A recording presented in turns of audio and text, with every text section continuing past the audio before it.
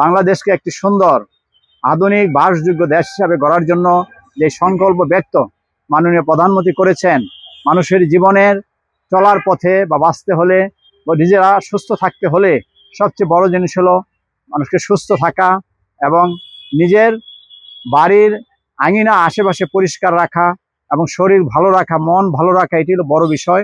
সেটাকে চিন্তা করেই উন্নত দেশের আদলে একটি সুন্দর দেশ গড়ার জন্য উনি বারবার যে আহ্বান করছেন সাধারণ মানুষের উদ্দেশ্যে, সরকারি বিভিন্ন ব্যক্তিবর্গের উদ্দেশ্যে এবং সুশীল সমাজের উদ্দেশ্যে, নেতাকর্মীদের উদ্দেশ্যে, সেটাকে লালন করে, সেটাকে ধারণ করে আমরা এই কাজটা এগিয়ে নিয়ে যাচ্ছি।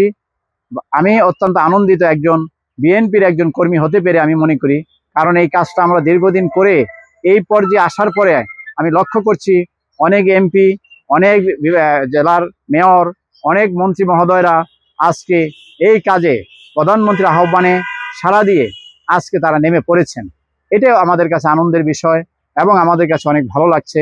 আমি তাদেরকে আরও একটু অনুরোধ করব, আপনারা এই কাজটাকে রুটিন মাফিক করে ফেলেন।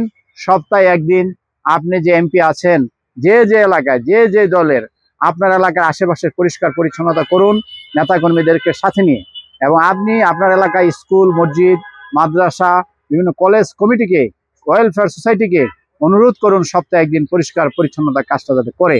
আর একটা জিনিস আমি লক্ষণীয় বিষয়, সারা দেশে অনেক জায়গায় বৃক্ষরোপণ হচ্ছে, কিন্তু বৃক্ষরোপণ অনুষ্ঠানটা আমি যখন এই দীর্ঘ 7 কিলোতে আমরা বৃক্ষরোপণ করব, আমরা কোনো আনুষ্ঠানিকতা এখানে আমরা করব না, আমরা একটা ব্যানারও আমরা এখানে লাগাবো না। আমরা যে ব্যানারটা বানাতে 1000 টাকা খরচ হয়, ওই 1000 টাকা আমার 10টা সুন্দর ভালো মানের গাছ আমি লাগাতে পারবো।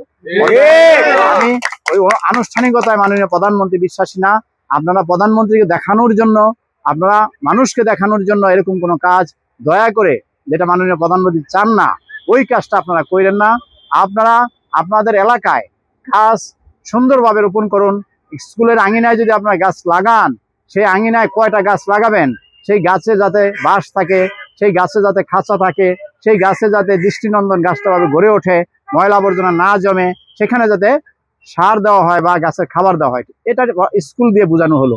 ঠিক বাংলাদেশে যেখানেই গাছ লাগানো হয়, অল্প করে লাগানো হলো, ওই গাছটা যাতে ওই গিয়ে উদ্বোধন করে 30টা গাছ লাগিয়ে 500 লোক মিলে, 200 লোক মিলে ওই ধরনের আনুষ্ঠানিকতা যাতে না হয়। এমপি এবং প্রশাসকরা যদি এই দৃষ্টান্ত স্থাপন করেন, তাহলে সকল কমিটিগুলা, স্কুল, মসজিদ, মাদ্রাসা, কল্যাণ সমিতি, তারাও একই পথ অবলম্বন করবে, যেহেতু আমরা রাষ্ট্রীয় ক্ষমতায় রয়েছি। আমি অনুরোধ করব, মাননীয় প্রধানমন্ত্রী এ সকল বিষয় চান না এবং পছন্দ করেন না। আমরা একটি সুন্দর বাংলাদেশ গড়ার জন্য, একটি দৃষ্টিনন্দন দেশ গড়ার জন্য, এবং লেক, নদী, নালা সকল জায়গাগুলোকে পর্যটন খাত হিসাবে যাতে গড়ে ওঠে, সেইভাবে আমরা কাজ করছি। এবং সবশেষ কথা হলো, এই দক্ষিণ মেট্রো থেকে তুরাগ পর্যন্ত যে লেক দীর্ঘ 6 থেকে 7 কিলো, এটাকে আমরা একদম পরিষ্কার করে 2 ধারে যেখানে গাছ লাগানো দরকার আমরা সেভাবে গাছ লাগাবো, এবং 2 পাশে বসার আমরা ব্যবস্থা করব। করে কমপ্লিট হলে আমরা সরকারে যারা দায়িত্ব রয়েছেন তাদেরকে আমরা আমন্ত্রণ করব এটা দেখার জন্য, যাতে এটা সারা বাংলাদেশে একটি নজির এবং দৃষ্টান্ত স্থাপন করতে পারে যে বিএনপির কর্মীরা, বিএনপি চাইলে, বাংলাদেশের প্রধানমন্ত্রী তারেক রহমান চাইলে, এই দলের মানুষ চাইলে সবকিছু করা সম্ভব। সেটাই আমরা যাতে মানুষের কাছে তুলে ধরতে পারি, আমরা যাতে সুস্থ থাকতে পারি এবং সুস্থ থাকি, সেজন্য সবার কাছে দোয়া চাই। পাশাপাশি যারা রয়েছেন ভাই এবং সহযোদ্ধা এবং বিএনপির অনেক নেতৃবৃন্দ, সমাজের বিভিন্ন শ্রেণী পেশার মানুষ, আপনারাও আমাদেরকে সহযোগিতার হাত বাড়িয়ে দিন। সহযোগিতা শুধু অর্থ দিলেই সহযোগিতা হয় না, সহযোগিতা বিভিন্নভাবেই করা যায়। মানসিকভাবে সাপোর্ট দেওয়া যায়, বুদ্ধি দিয়ে সহযোগিতা করা যায়।